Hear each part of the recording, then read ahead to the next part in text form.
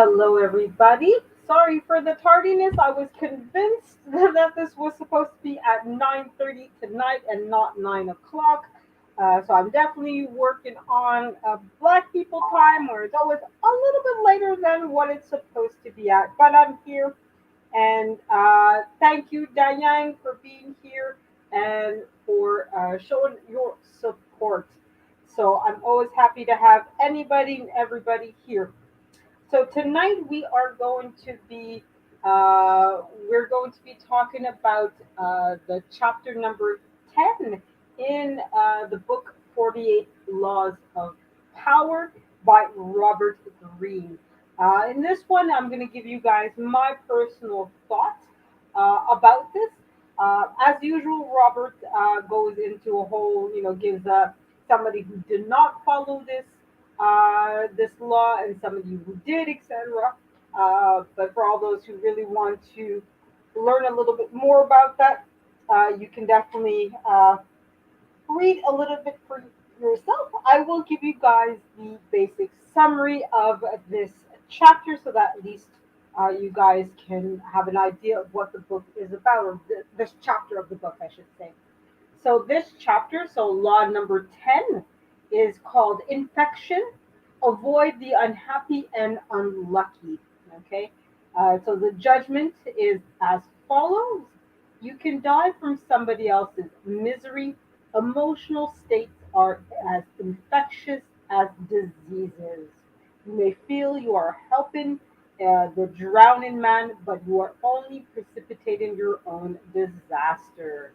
The unfortunate sometimes draw misfortune on themselves. They will also draw it on you. Associate with happy and fortunate instead. Okay, so that's the judgment for law number 10. Hello, the Bud Files. How you doing? I hope you're doing well tonight. So tonight I'm doing my book review. So I'm reviewing the chapter of 48 Laws of Power, chapter number 10. And I'm basically going to give you guys my little, my own little personal thoughts on this chapter. I know in the previous, reviews of the book, I would basically give you guys the rundown on Robert Greene's examples that he gives in each chapter and so forth. But this one, I thought, you know what? I'd rather just give you guys my own personal thoughts, my own personal ideas of what I think he's talking about, because I also think that to some degree it applies pretty well with YouTube, right? Because for many of us, we're trying to create a community. We're trying to create, relationships on YouTube. We're trying to connect with people, right? We're trying to build, a sort of virtual family, right? So I think it's appropriate that we talk about this, and we talk about it more in the example of YouTube rather than what Robert Greene, because here he talks about Napoleon and a bunch of other older individuals and you know other individuals from like older times, and he tends to do that. Where basically he talks about people from the 1800s or something, and I think that even though I understand why he wants to give these examples, they're a bit outdated and not really appropriate for us in the modern times per se, right? So yeah, basically in this chapter, he's talking about basically avoid basic bad people essentially, right? He gives you the forewarning that misery loves company essentially, right? So miserable people will attract you to them as well, right? You really want to hang out with positive, happy-go-lucky people, because basically people that are negative will make you negative as well. Another proverb is, a rotten apple spoils the bunch. And that is actually scientifically proven, right? There's a chemical in apples that is released when they rot that also makes other apples rot as well, right? So that's why it's important that when you have a bad apple, that you weed it out immediately so that it doesn't rotten apples next to it as well. So it's kind of in that same mentality, right? That us as individuals, when somebody else next to us is sad and miserable and not a happy camper, that they also make you unhappy and miserable. I've been through this. I've seen other people been through this. Sometimes as the person that causes the misery, let's be honest, it has happened that you're having a shitty day and you bring down the mood of other people. Let's be honest, this happens to everybody. I'm certainly not, innocent of that, right? I'm not going to come out here and pretend that even though a lot of the times I'm very happy and happy go lucky, very positive energy, even though I have my bad days, even I have, days I want to cry or I want to be by myself or scream or that I'm angry or whatever. We all go through those emotions. That's normal. You're supposed to have bad days sometimes. You're supposed to cry sometimes. You're supposed to be angry sometimes. But the whole lesson of this book is don't bring other people into it. And, when you see somebody else that is in that kind of mood, don't let them draw you in too much to that, right? Try to, especially if you see that they're always like this, not so much necessarily that they go through it once in a while. I mean, obviously, if somebody, if they lose a parent or a beloved pet or something, or they just lost their job, obviously don't, oh well, you're in a bad mood, and Robert Greene says that when people are in a bad mood, I have to stay away from it. No, of course not. When somebody is having a genuinely bad day, yes, you should, support them as much as you can in the best way possible, because again, we all go through bad days, right? But when you see somebody is habitually miserable, right? They're always mad, they're always angry, they're always negative, there's always something to be, mad about or shitting about or whatever. This is not the person that you want to hang out with, right? You want to avoid them. But it's also a question of, you do what you feel, right?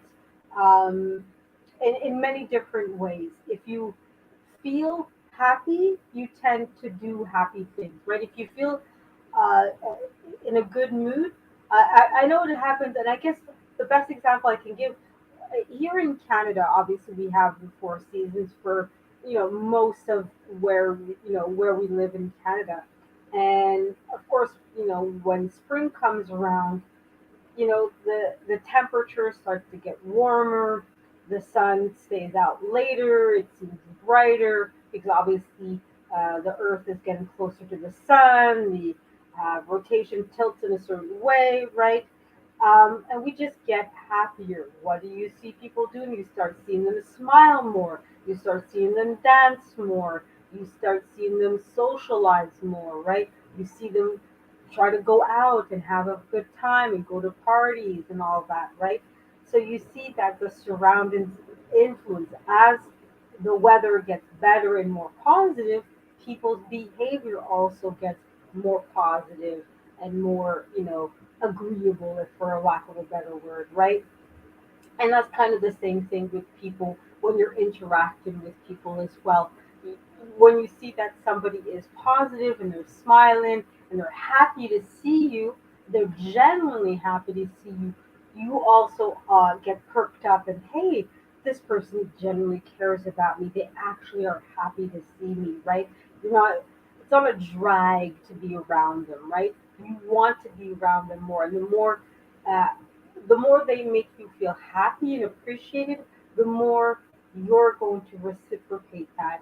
When they ask you for a favor, you're more willing to do that, and vice versa too, as well, right? Because again, it works both ways, right? If you're also now acting in a more kinder, nicer, happier, positive way, when you ask that person to help you out or for a favor or whatever the case might be, they're going to be much more willing to do it. Now, of course, there's no guarantee in life, guys. I'm obviously not telling you this that this is going to work 100% of the time. No, of course not. I'm certainly not a behavioral scientist. I'm not a psychiatrist or psychologist. I'm just telling you guys my own personal experience and what I see and sort of the connections that I'm making between the book and my personal life, right? But if you guys agree with me or disagree with me, feel free to let me know in the chat, or if you're watching this on the replay, leave it in the comments. Tell me what you guys think, right? And if you guys have read this book, again, tell me, what your thoughts are on this chapter or on any of the previous chapters. I'm not sure if I updated the playlist, but I do have a playlist of the previous chapters, so I might have to go back to make sure that the playlist has all 10 chapters, including this one, in it, so that way you guys can watch it sequentially. Okay. Now, obviously, this weekend I will be going live again, so that's why this live is not going to be a very long one. And hello, Kavik, how you doing? Thank you for being here. I hope you're doing well, my friend. I hope you're doing well. Salamat, Tamask, thank you for being here. I hope you're doing very well. So I'm just reviewing the 48 Laws of Power. It's a book by Robert Greene. I'm reading this, reviewing it, I should say, chapter by chapter. Okay, and I just reviewing chapter 10, which was infection, avoid the unhappy and the unlucky. Okay, so that's what this chapter was about. Okay, so as I was saying, this weekend I will be going live a few times, including on Sunday. Some of you may have noticed I have a live that's going to be called To Monetize or Not to Monetize. I play on words of Shakespeare's play, because I am technically past the monetization, and I did actually apply for it. So I'm basically now just waiting for YouTube to give me the thumbs up and say, yes, we officially monetize you, UW monetized. So I'm just basically waiting now. It's mostly the waiting game. But whether they actually monetize me or not on Sunday when I do my live, I still want to show you guys that monetization process, so what happens when you actually apply for it, but also to give you guys a big thank you and shout out, because regardless of whether I actually get monetized or not, it is always important to show appreciation to your subscribers, i.e., you guys. And that's what kind of ties in a lot to what I'm talking about tonight, right? To sort of be that positive person, right? Because with this chapter, Robert Greene talks a lot about basically avoiding negative people, right? But you also have to know how to handle those individuals, right? Um, One way is when you hear somebody, let's say they're complaining that, oh, this person is always late, they're never on time, rather than just sit there and take it and let them complain. Another way is maybe give them a call to action. Well, what do you think we should do about it, right? What should we have time clocks, or hey, maybe are they, do you think that they're late all the time because maybe they have a sick relative or something, right? So you kind of turn it around, and rather than make it about that other person and how, oh, they're so horrible for being late all the time, make it about yourself or about the individual complaining, and to sort of make it a call to action rather than something to complain about, right? Because it's very easy to sit down here and complain about other people, or complain about our lives or money and, oh, inflation and all that. But once you start calling people to do things about it, right, that's when it's no longer something to complain about, right? So that's one way of dealing with people that are constantly complaining, when you might be in a situation you might not be able to control that, right? You can't always choose who you work with, where you work, what they choose to talk about, right? So sometimes you kind of have to do your best with whatever you have in front of you and hope that everything is well. All right, so let me just see something here. Oh, I thought I had the music going. Okay. Okay. Anyways, well, for the last few minutes, I'm not going to go very long. 'Cause like I said, I will be going live quite a few times this weekend. But I did want to maybe at least honor my live that I was supposed to have. Again, I apologize for being a little bit late. My live was supposed to start at 9. Thought I was convinced I had it set up for 9:30. Then I'm like, oh, I'm 5 minutes early. They're like, no, 25 minutes late. Okay, thank you, YouTube. Thank you. She's still my friend for remembering. But anyways, it is what it is.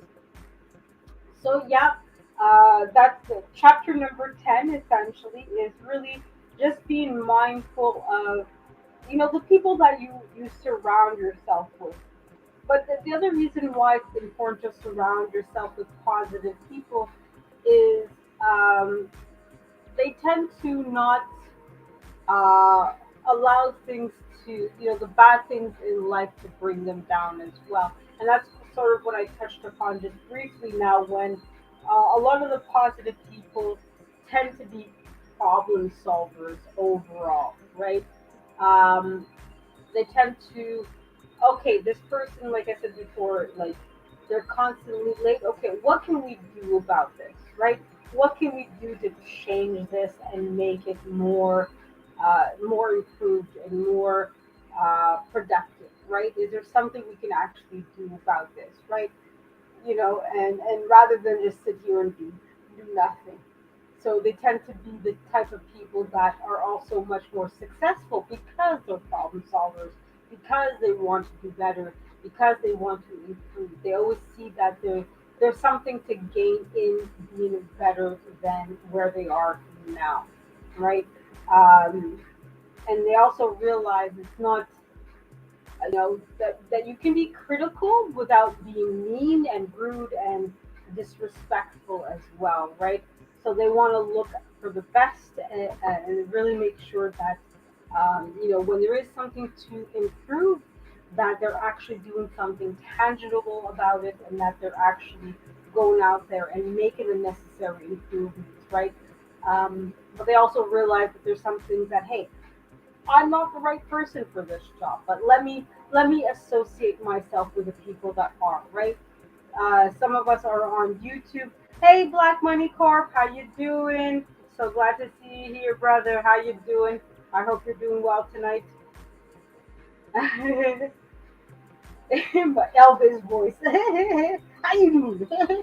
I'm not good with Elvis impersonation, unfortunately. Black Money Corp. That's not my. I don't do impersonations very well, unfortunately. But thank you for being here. So yeah, so as I was saying, basically that um, positive people tend to surround themselves with other people that are successful or specializing in things that maybe they don't know that much about or not very good at, right? And they're not ashamed of admitting their flaws or the things that, hey, you know what, I need somebody that's better than me at this, right? For me, for example, I'm good at editing, but I'm not very good. I don't have the equipment and the experience and the knowledge at music editing, right? So if I want to add, unique music to my videos, I have to hire somebody for that, right? I have to pay a specialist for that. There's nothing wrong with that, right? Know what you're good at and surround yourself with people that are good at the things that you may not be so good at, right? And obviously, if you need to, compensate them properly for the work that they do, right? So, but yeah, that's kind of the whole point of that chapter, chapter number 10 of the 48 Laws of Power, right? So you really want to surround yourself with people that are positive, that have, good energy to them, just because they bring out the best in you. And if you are a positive person, hopefully you bring out the best in other people as well. So that's pretty much what I wanted to say about this particular chapter. Robert Greene books. It's a big book, but the chapters are fairly small. So each chapter, that's why I'm going chapter by chapter with this book review, right? I'm not going in depth per se with all of this, and that's actually fine by me. So I'm not really sure if I'm going to do chapter 11 next week, but we'll see. I might just do a book review of the first book of Game of Thrones since I did finally get through it. Finally read it all, the whole thing in my quietly reading series. So, of course, this week I started the second book. So I might do the book review for the first book in the Game of Thrones series next week, but I'll see. As usual, guys, I'll try to schedule my lives in advance so that way you guys know what to expect. Now, of course, tomorrow I will have some lives and the same thing on Sunday. Sunday, hopefully, I will be able to give you guys some good news about whether or not I got monetized officially. I did apply for it, but we'll see. But either way, I want to show you guys, like I said earlier, what the process is like to be monetized or to gain monetization. But I also want to show you guys a neat new little feature that YouTube has released that I think you guys might like, especially if you are like me, or you are wanting to take YouTube a lot more seriously and potentially make money out of YouTube. Okay, it's important to know understand, and apply as many of the features of YouTube as you can, because honestly, some of these features really can help you grow and get better channels, better uh, analytics, more watch hours, more people coming into your channel. So hopefully, I'll be able to, I'll show you guys something new that will help you get this. Thank you, Black Money Corp. I'm pretty sure I'll get it. Worst case scenario, I think there might be one or two videos that they might tell me, oh well, you need to do, because they're copyright claimed. So I might have to deal with a couple of those videos. At worst, I think that might be the only thing that's taking them so long. But at worst, yeah, it's kind of the issue that I expect, and I know it's going to be a quick and easy problem to solve either way. But yeah, I doubt that they're going to tell me no, you're not going to get monetized at all. So, but YouTube, they just love being difficult. So it is what it is. But in any event, like I said, Sunday, I do want to show you guys what the process is like to apply for the monetization. Because I know a few guys, you guys already know some of you don't. So I just want to show you guys, and like I said, show you a nice little feature that I think will help you guys if you are monetized already. But even if you're not monetized, something that potentially could help you get monetized. Because like I said, YouTube gives you a whole bunch of free tools that, like you, me, and anybody can use and could potentially help you with your videos or your lives or whatever the case might be. So why not utilize them, especially since they're free and available to all. And look, with the cost of living going up for everybody, food prices is going up, gas prices is going up. There's plenty of free stuff on YouTube, guys. Let's take advantage of it while you can, okay? While it's still free, guys, let's utilize it, okay? I know that YouTube at any moment could decide to start doing like Netflix and start playing games and all that. So, guys, come on, while it's free, take advantage of it as much as you can. All right, guys. So that's it for me tonight. I hope to see you guys tomorrow morning. I'll do my movie review where I'll be reviewing a D movie called The Death Tunnel. Don't worry, I won't be showing anything graphic or anything disgusting or violent or anything else like that. But yeah, it'll be a quick review of one of those $5 bin movies that you get for cheap, and it's like, yeah, it seems like an okay movie. Okay, I got a few extra dollars. Might as well watch it. So that's going to be my review tomorrow. And then, of course, like I said, I will be going live on Sunday as well. So that's it for me tonight, guys. Thank you for joining me tonight, everybody. I hope you guys had a great day, and I hope your night and your weekend, if we don't see each other again, is as fantastic as you are at all times. And I know all of you guys are fantastic. So have a great one. And again, guys, thank you for being here. Au revoir. Bonsoir. Bye bye.